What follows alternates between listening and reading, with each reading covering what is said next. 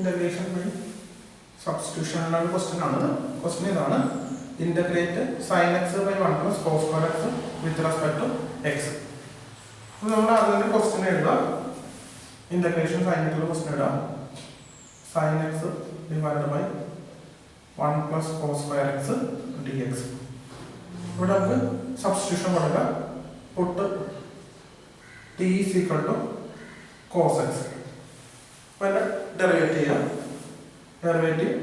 dt by dx equal to minus cos x derivative minus sin x, then dt equal to, therefore dt equal to minus sin x dx.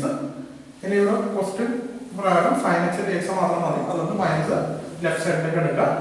That is dt equal to minus dt equal to sin x dx. And ഇവിടെ നമുക്ക് 1 plus cos x ന് t കൊടുത്തിട്ടുണ്ട്, sin x dx ന് minus dt വന്നു. അപ്പോൾ just substitute ചെയ്യാം. അപ്പോൾ ഇന്റഗ്രലി sin x dx that is minus dt divided by 1 plus cos square x that is t square. അപ്പോൾ ഇതിനെ ഇന്റഗ്രേറ്റ് ചെയ്യുമ്പോൾ മൈനസ് അവസരം എടുക്കുക.